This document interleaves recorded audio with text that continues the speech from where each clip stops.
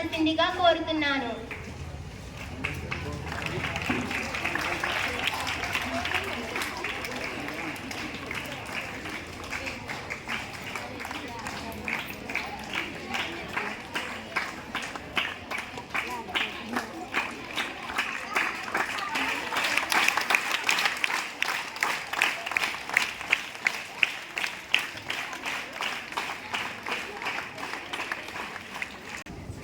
మన దేశం భారతదేశం ఎంతో ఘన చరిత్ర గల దేశం.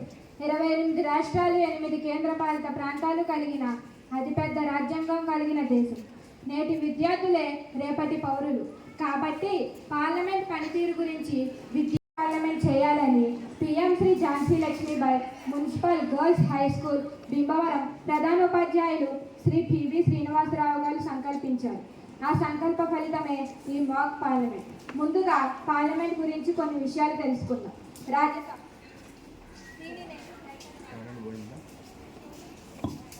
లోక్సభ అంటారు. దీనిలో 245 మంది సభ్యులు ఉంటారు. వారందరినీ రాష్ట్రాల ఎమ్మెల్యేలు ఎన్నుకుంటారు. వీరి పదవి కాలం 6 సంవత్సరాలు. సంవత్సరానికి 1/3 చొప్పున ఖాళీలు ఏర్పడతాయి. దీనికి ఉపరాష్ట్రపతి అధ్యక్షత వహిస్తారు.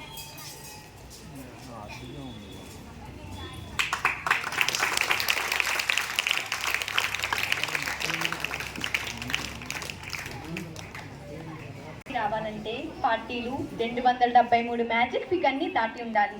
ప్రధానమంత్రిని ఎన్నుకున్న వారందరినీ అధికార పక్ష సభ్యులని, మిగిలిన వారిని ప్రతిపక్ష సభ్యులని అంటారు. ప్రతిపక్ష సభ్యులలో మెజార్టీ కలిగిన కనీసం పార్లమెంట్ సభ్యులు మొత్తం అంటే 545లో 10%, 55 మంది సభ్యులు దాటిన పార్టీల్లో ఒకరిని ప్రతిపక్ష నేతగా నిర్ణయిస్తారు. అధికార పక్ష సభ్యులు చేసే నిర్ణయాలు చట్టాలుగా రూపొందుతాయి.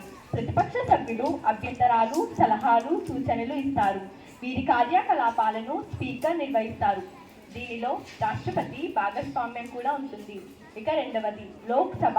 దీనిలో 545 మంది సభ్యులు ఉంటారు. వీరందరినీ ప్రత్యక్ష పద్ధతిలో రాష్ట్రాల వారీగా ప్రజలు ఎన్నుకుంటారు. వీరి పదవి కాలం 5 సంవత్సరాలు. ప్రతి 5 సంవత్సరాలకు లోక్సభ రద్దై కొత్త ప్రభుత్వం ఎన్నుకోబడుతుంది. లోక్సభను దిగువ సభ అంటారు. ఈ రాజ్యసభ, లోక్సభ సభ్యులను కలిపి పార్లమెంట్ అని పిలుస్తారు. 2 సభలలోని సభ్యులను ఎంపీలు అంటే మెంబర్ ఆఫ్ పార్లమెంట్ అంటారు. మన రాష్ట్రంలోని ఎంపీలు మొత్తం అంటే 25 మంది. లోక్సభలోని సభ్యులందరూ కలిసి అత్యధిక మెజార్టీ గల పార్టీ వ్యక్తిని ప్రధానమంత్రిగా ఎన్నుకోవడం జరుగుతుంది. పార్లమెంట్లోని మొత్తం సంఖ్యలు 545 కాబట్టి ఇందులో సగం అంటే 243 సంఖ్యను మ్యాజిక్ ఫిగర్ అని అంటారు. Thank you. ప్రస్తుత కేంద్ర మంత్రివర్గంలో మన ఆంధ్రప్రదేశ్ రాష్ట్రానికి చెందిన వారు 3 ఉన్నారు. మొదటి వారు శ్రీ కింజరాపు రామ్మోహన్ నాయుడు, పౌర విమానాల శాఖ మంత్రి. రెండవ వారు డాక్టర్ పెమ్మసాని చంద్రశేఖర్, గ్రామీణాభివృద్ధి కమ్యూనికేషన్ సహాయ మంత్రి. మూడవ వారు భూపతిరాజు శ్రీనివాస వర్మ, భారీ పరిశ్రమల ఉక్కు శాఖ మంత్రి. తెలంగాణ రాష్ట్రానికి చెందిన శ్రీ బండి సంజయ్, హోం వ్యవహారాల శాఖ మంత్రి. శ్రీ కిషన్ రెడ్డి, బొగ్గు గనుల శాఖ మంత్రి. కేంద్ర మంత్రివర్గంలో కొన్ని ముఖ్యమైన శాఖలు: ఆర్థిక శాఖ మంత్రి, హోంశాఖ మంత్రి శ్రీ అమిత్ షా, ఆర్థిక మరియు సహకార శాఖ మంత్రి శ్రీమతి నిర్మలా సీతారామన్, ఆరోగ్య శాఖ మంత్రి జేపీ నడ్డా, రక్షణ శాఖ మంత్రి శ్రీ రాజ్నాథ్ సింగ్, వ్యవసాయ శాఖ మంత్రి శివరాజ్ సింగ్ చౌహాన్, రవాణా శాఖ మంత్రి శ్రీ నితీష్ జయరామ్ గడ్కరీ, మహిళా శిశు సంక్షేమ అభివృద్ధి శాఖ మంత్రి శ్రీమతి అన్నపూర్ణాదేవి, క్రీడా శాఖ మంత్రి శ్రీ మన్సుఖ్ మాండవియా, కార్మిక శాఖ మంత్రి శ్రీ చిరాగ్ పాస్వాన్, విద్యాశాఖ మంత్రి శ్రీ ధర్మేంద్ర ప్రధాన్. ఇన్ఫోనిస్ మూర్తి గారి భార్య సుధామూర్తి గారిని ఎంపీగా నామినేట్ చేయడం జరిగింది. కొత్తగా ఎంపిక అయిన ఎంపీలను ప్రమాణ స్వీకారం చేయవలసిందిగా కోరుతున్నాను.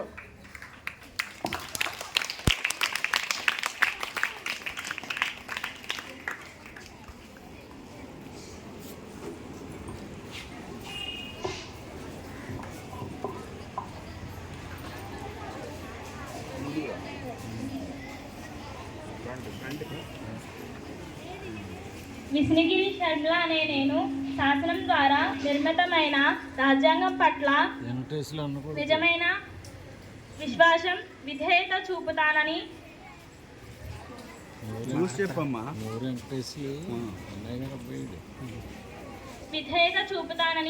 భారత సార్వభౌమాధికారాన్ని సమగ్రతను కాపాడుతానని నా కర్తవ్యాలను శ్రద్ధతో అంతఃకరణ శుద్ధితో నిర్వహిస్తానని భయం కానీ పక్షపాతం కానీ రాగద్వేషాలు కానీ లేకుండా రాజ్యాంగాన్ని శాసనాలను అనుసరిస్తూ ప్రజలందరికీ న్యాయం చేకూరుస్తానని దైవ సాక్షిగా ప్రమాణం చేస్తున్నాను. విష్ణుగిరి శర్మిల అనే నేను శాసనం ద్వారా నిర్మితమైన రాజ్యాంగం పట్ల నిజమైన విశ్వాసం విధేయత చూపుతానని భారత సార్వభౌమాధికారాన్ని సమగ్రతను కాపాడుతానని నా కర్తవ్యాలను శ్రద్ధతో అంతఃకరణ శుద్ధితో నిర్వహిస్తానని భయం కానీ పక్షపాతం కానీ రాగద్వేషాలు కానీ లేకుండా రాజ్యాంగాన్ని శాసనాలను అనుసరిస్తూ ప్రజలందరికీ న్యాయం చేకూరుస్తానని దైవ సాక్షిగా ప్రమాణం చేస్తున్నాను.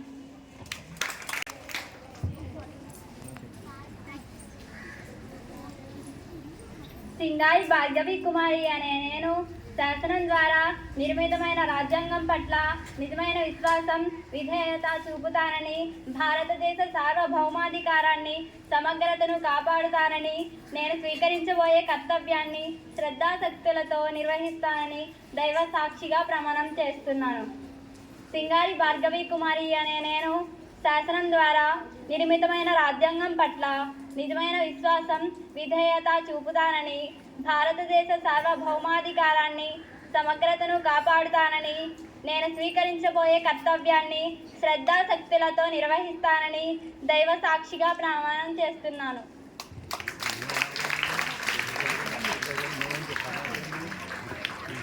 రాష్ట్రపతి నూతనంగా ఎన్నికైన పార్లమెంటు సభ్యులకు అభినందనలు. గౌరవ సభ్యులకు నమస్కారాలు. స్వతంత్ర్య అనంతరం భారతదేశం ఎన్నో రంగాలలో అభివృద్ధి సాధించింది. ప్రపంచ దేశాలలో గర్వించదగిన స్థాయి. పేదరిక నిర్మూలన కోసం మా ప్రభుత్వం ఎప్పుడూ కట్టుబడి ఉంది అధ్యక్ష. ప్రతిపక్ష సభ్యులు మాపై లేనిపోని నిందలు మోపుతున్నారు అధ్యక్ష. వీరు ప్రభుత్వంలో ఉన్నప్పుడు ధరలు నియంత్రించారా? పేదలు బడుగు వర్గాల ప్రజల బాగోగులు చూసారా అని వారిని సూటిగా ప్రశ్నిస్తున్నాను అధ్యక్ష.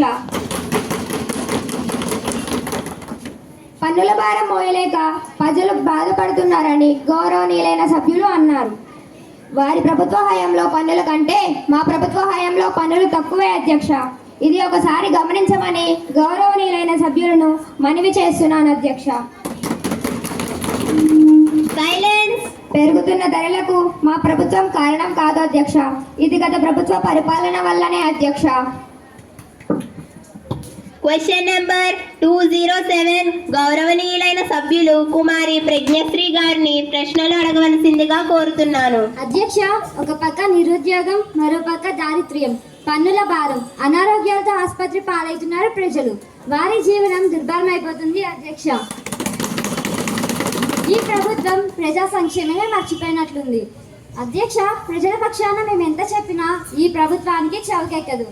ఒంటెత్తు పోకడతో ప్రవర్తిస్తున్న ఈ ప్రభుత్వానికి ఈ విషయంపై తమ సమాధానం ఏమిటని సూటిగా ప్రశ్నిస్తున్నాం అధ్యక్ష.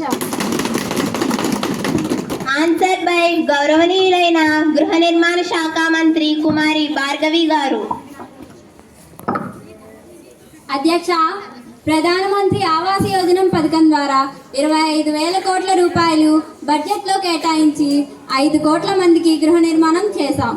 వివిధ సంక్షేమ పథకాల ద్వారా పేదలకు, బడుగు వర్గాలకు, బీసీ, ఎస్సీ, ఎస్టీలకు నిధులు అందజేస్తున్నాం అధ్యక్ష. సాంఘిక సంక్షేమ పథకం ద్వారా 3 కోట్ల మందికి పెన్షన్లు అందించాం అధ్యక్ష. 12 మిలియన్ల ప్రజలకు ఉపాధి కల్పించాం అధ్యక్ష. ఆహార భద్రత పథకం ద్వారా ప్రజలకు ఆహార భద్రత మా ప్రభుత్వం కలిగిస్తుంది అధ్యక్ష. సైలెన్స్. అధ్యక్ష, వీళ్ళ మాటలు వింటుంటే నాకు సామెత గుర్తొస్తుంది. ఆలికి అన్నం పెట్టి కూర్చోండి. ఉపకారం చేశామన్నట్లుంది అధ్యక్ష. కూర్చోండి, మీరు కూర్చోండి.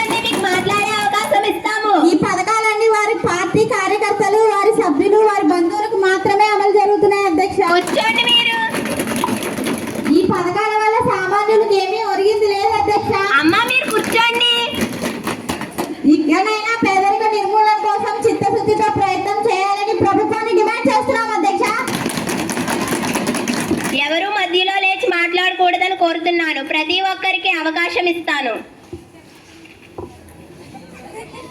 క్వశ్చన్ నెంబర్ 208 గౌరవనీయులైన సభ్యులు కుమారి శేషు గారిని ప్రశ్నలు అడగవలసిందిగా కోరుతున్నాను. అధ్యక్ష, ఈ ప్రభుత్వంలో మహిళలకు రక్షణ లేకుండా పోతుంది అధ్యక్ష. మహిళా సంక్షేమానికి ఏమాత్రం చర్యలు తీసుకోవడం లేదు అధ్యక్ష. పసిపిల్లలపై అత్యాచారాలు ఎక్కువైపోతున్నాయి అధ్యక్ష. మన జాతిపిత గాంధీజీ గారు అర్ధరాత్రి ఆడది ఒంటరిగా వెళ్ళినప్పుడే ఈ దేశానికి స్వాతంత్ర్యం అన్నారు. కానీ ఈ ప్రభుత్వ పాలనలో అర్ధరాత్రి కాదు కదా, పగలు కూడా ఆడవాళ్ళకు భద్రత లేదు అధ్యక్ష. స్త్రీ సంక్షేమంపై ఏం చర్యలు తీసుకుంటుందో తెలపవలసిందిగా ఈ ప్రభుత్వాన్ని కోరుతున్నాను అధ్యక్ష. ఆన్సర్ బై గౌరవనీయులైన మహిళా శిశు సంక్షేమ శాఖ మంత్రి కుమారి ఝాన్సీ గారు. అధ్యక్ష, మా ప్రభుత్వం మహిళల పక్షపాతి. మహిళలకు ఎన్నెన్నో సంక్షేమ పథకాలు అమలు చేస్తున్నాం అధ్యక్ష. పసిపిల్లలపై అత్యాచారాలు చేస్తే పాక్సో యాక్ట్ కఠినంగా శిక్షిస్తుంది అధ్యక్ష.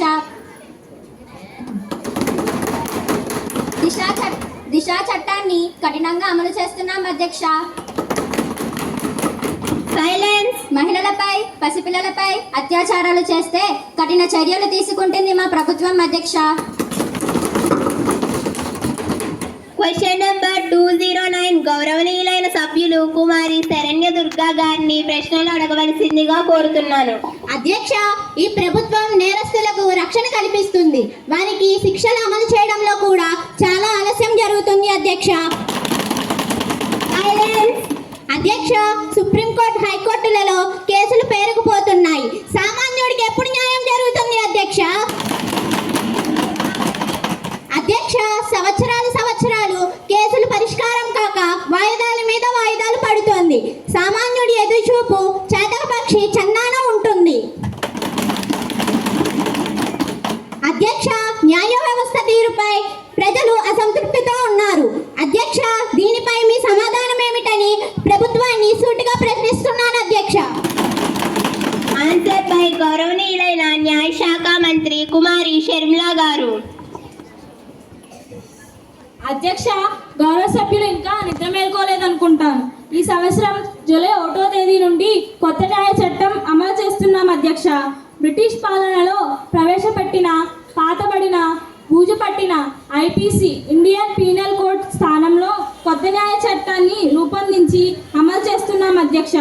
ఈ చట్టం ద్వారా క్రిమినల్స్కి 3 సంవత్సరాల లోపే శిక్ష పడుతుంది అధ్యక్ష. అధ్యక్ష, గౌరవ ప్రతిపక్ష సభ్యులకు మనవి, దయచేసి మేము రూపొందించిన కొత్త న్యాయ చట్టాన్ని పరిశీలించమని కోరుతున్నాను అధ్యక్ష. అధ్యక్ష, బ్రిటిష్ పాలనలో ప్రవేశపెట్టిన ఐపీసీ సెక్షన్ను బిఎన్ఎస్ అంటే భారతీయ న్యాయ సంహిత 2023 గాను, సిఆర్పిసి సెక్షన్ను బిఎన్ఎస్ఎస్ అంటే భారతీయ నాగరిక సురక్షా సంహిత 2023 గాను, బిఎస్ఏ భారతీయ సాక్ష్య అభినయ 2023 గాను మార్పులు చేశాం అధ్యక్ష. నేటి సమాజంలో టెక్నాలజీకి అనుగుణంగా బిఎన్ఎస్లో audio, video, phone, camera, emails కూడా పరిగణనలోకి తీసుకుంటాం అధ్యక్ష.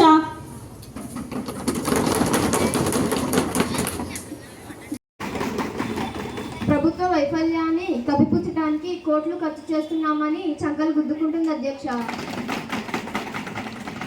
ప్రజల ఆరోగ్యం పట్ల ప్రభుత్వ వైఖరిని తెలియజేస్తూ మద్యపానం నిషేధం వెంటనే అమలు చేయాలని మీ ద్వారా ఈ ప్రభుత్వాన్ని డిమాండ్ చేస్తున్నాను అధ్యక్ష. ఆన్సర్ బై గౌరవనీయులైన ఆరోగ్య శాఖ మంత్రి కుమారి సహస్రా గారు. అధ్యక్ష, సభ్యులు లేవనెత్తిన మరో అంశం మద్యపానం నిషేధం.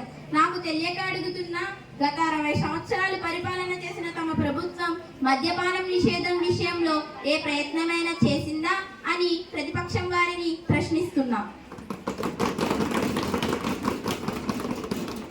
అధ్యక్ష, మా ప్రభుత్వం ప్రస్తుతం మద్యపానాన్ని నియంత్రణ చేస్తూ త్వరలో సంపూర్ణ మద్యపాన నిషేధం అమలు చేసే విధంగా అడుగులు వేస్తున్నాం అధ్యక్ష. కోరుతున్నాను అధ్యక్ష, నేను హోంమంత్రి గారిని అగ్నిపథ్ పథకం వెంటనే రద్దు చేయమని డిమాండ్ చేస్తున్నాం అధ్యక్ష. ఈ పథకంలో పాత విధానంలో ఉన్న దీర్ఘకాలిక పథకం వంటి పెన్షన్ల వంటి ఇతర ప్రయోజనాలు ఉండవు అధ్యక్ష. సాయుధాలలో చేరాలని ఆకాంక్షిస్తున్న వ్యక్తులు కొత్త పథకం నిబంధనలతో నిరాశ చెందుతున్నారు అధ్యక్ష. ప్రస్తుతానికి ఈ పథకాన్ని నిలిపివేసి పార్లమెంట్లో సమగ్ర చర్చ పెట్టాలని డిమాండ్ చేస్తున్నాం అధ్యక్ష. ఈ అగ్నిపథ్ పథకం చాలా నీచమైంది, హేయమైంది అధ్యక్ష. ఆన్సర్ బై గౌరవనీయులైన హోంశాఖ మంత్రి కుమారి గీతా గారు. అధ్యక్ష, అగ్నిపథ్ పథకం 3 సాయుధ దళాలలో ప్రవేశపెట్టిన వ్యవస్థ ఇది. అధ్యక్ష, ఈ విధానం ద్వారా నియమితులైన వారిని అగ్నివీరులు అని పిలుస్తారు అధ్యక్ష. దీన్ని 2022 జూన్ 14వ తేదీన ఆమోదించి 2022 సెప్టెంబర్ నుండి అమలు చేస్తున్నాం అధ్యక్ష. వీరి నియామక కాలం 4 సంవత్సరాలు అధ్యక్ష. 2019వ సంవత్సరం కరోనా వల్ల 3 సంవత్సరాల పాటు సాయుధ బలగాల్లో రిక్రూట్మెంట్ జరగలేదు అధ్యక్ష. ఓవైపు ఏటా 50 నుండి 60 వేల మంది సైనికులు పదవి విరమణ చేస్తున్నారు అధ్యక్ష. దీంతో మానవ వనరుల కొరత ఏర్పడుతోంది అధ్యక్ష. అందుకే మా ప్రభుత్వం అగ్నిపథ్ పథకాన్ని ప్రవేశపెట్టి సైనిక పటిష్టత వైపు అడుగులు వేస్తోంది అధ్యక్ష. దీన్ని ప్రతిపక్షం వారు విమర్శించడం సమంజసం కాదు అధ్యక్ష. వారి అభ్యంతరకమైన మాటలు, నీచమైన, హేయమైన అనే పదాలను రికార్డుల నుండి తొలగించవలసిందిగా కోరుచున్నాం అధ్యక్ష. ఈ సమావేశాన్ని జాతీయ గీతంతో ముగిద్దాం.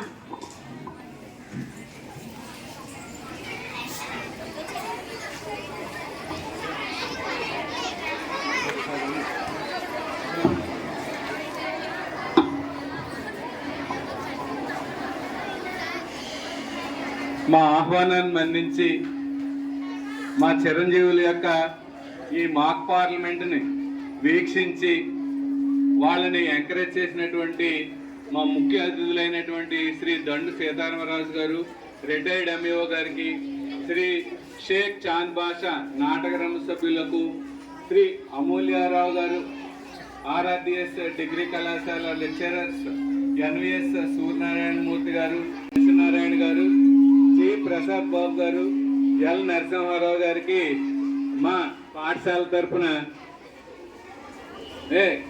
కర్తాల ధ్వనులతోటి వారికి ధన్యవాదాలు తెలియజేయవలసిందిగా కోరుతూ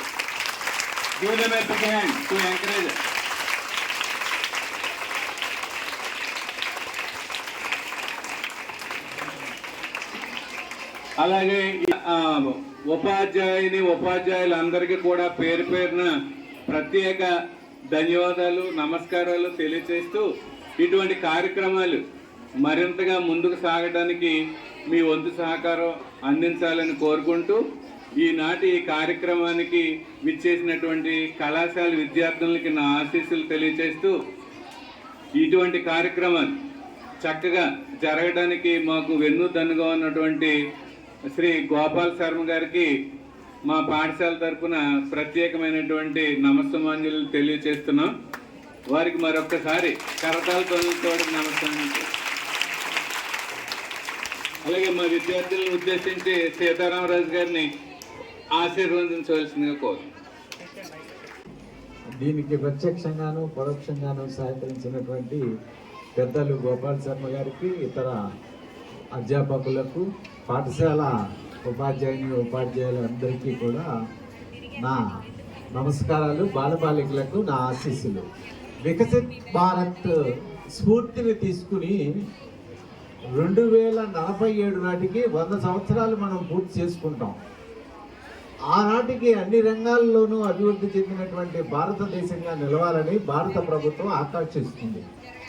దానికి అనుగుణంగా పార్లమెంటులోను, ఉభయ సభలు, లోక్సభ, రాజ్యసభలోను మన సభ్యులు, మంత్రులు, ప్రధానమంత్రి అందరూ కూడా తీసుకునేటటువంటి నిర్ణయాల్ని ఏకగ్రీవంగా ఆమోదించి భారత ప్రజానీకానికి కావలసినటువంటి చట్టాల్ని రూపొందించే ప్రయత్నానికి మన పాఠశాల స్థాయిలో అవగాహన కల్పించి నాంది ప్రస్తావనగా చేసినటువంటి ప్రధాన ఉపాధ్యాయుల వారికి ఉపాధ్యాయులందరికీ కూడా నా హృదయపూర్వకమైనటువంటి అభినందనలు తెలియజేస్తూ ఈ బాలబాలికలు వికసించినటువంటి బాలబాలికలు కావాలి.